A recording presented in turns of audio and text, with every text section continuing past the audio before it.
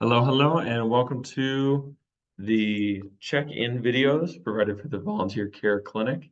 I'll be sharing my screen here and walking you through the blue sheet that we give our patients as they come in. So we're just going to hop in here and go to this. So this is just an example of a basic blue sheet. This one's in Spanish. It's white, but it is the same one that we'll use when we give patients. The first thing that we're going to check when we're looking at this is everything filled out? Is everything checked off and everything that's important included? Uh, and if there are any questions on the sheet, answer them as best to your ability. If you, for some reason, get stuck on any one of these procedures, your next best thing to do is call over a student director. They're usually standing close by and follow the procedures that they give you. So as I'm looking over this, the patient just handed me this. I'm going to greet them with a smile, say, how are you doing? Ask them how their day was and everything else. And then we're going to start looking at the sheet. We're going to say, okay, patient test. A lot of them have second names. They're going to put that one over here on this side. And we're going to keep going down the list. So we've seen that they filled out the date of birth, they filled out the age, we have their address. We're going to need to verify that their address is within Utah County. And so that's a simple thing. There's usually a rectangular sheet right to the left or the right of you in the booth, the check-in booth, that will have a whole list of all the cities that are within Utah County. Spanish Fork, Lehigh, Provo, all those areas.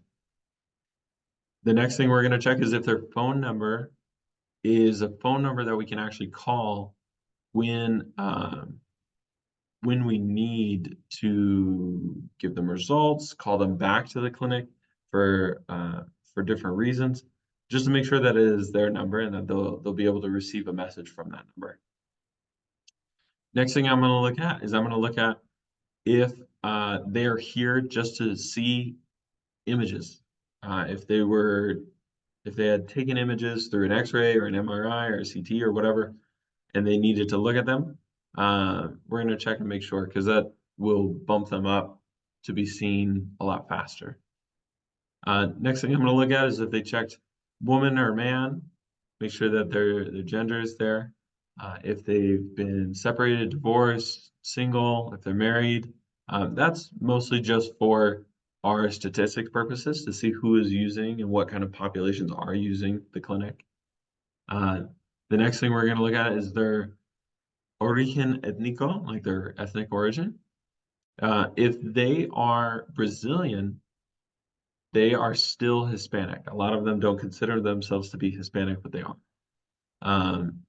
If they check other, ask them, what does that mean? Other. What does that entail for you? And then write it on the sheet itself. We're then going to look at how much they make in a month. Check that against the 150% of the Utah County poverty level. It should also be over on the left or the right side of the booth, dependent upon how many people are in the house. So if there's 6 people in the house, they need to be making less than 100%, 150% of the poverty rate. This person is making less than that, so they're good to go.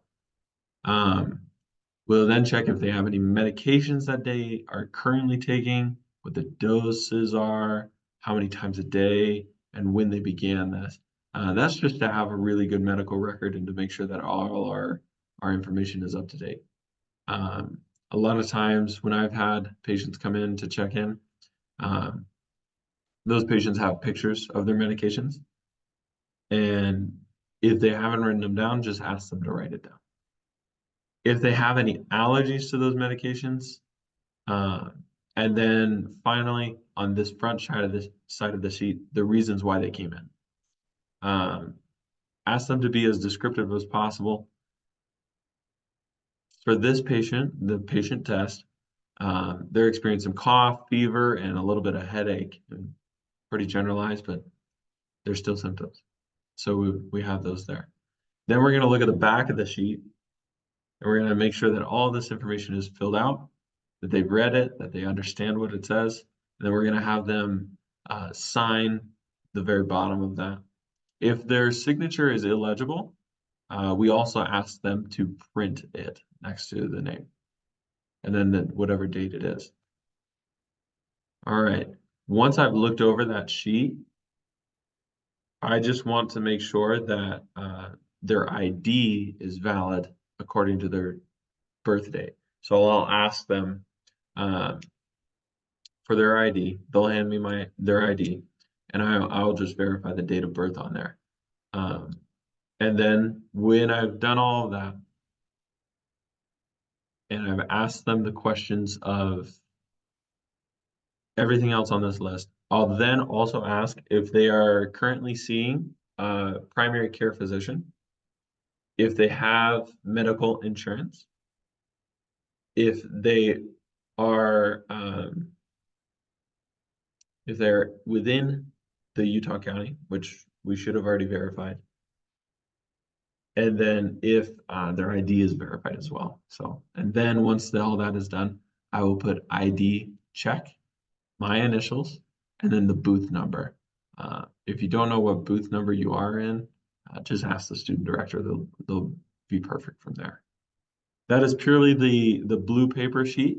If you have any questions, see the slide following this, and it will go through the point-by-point basis of it. Thank you.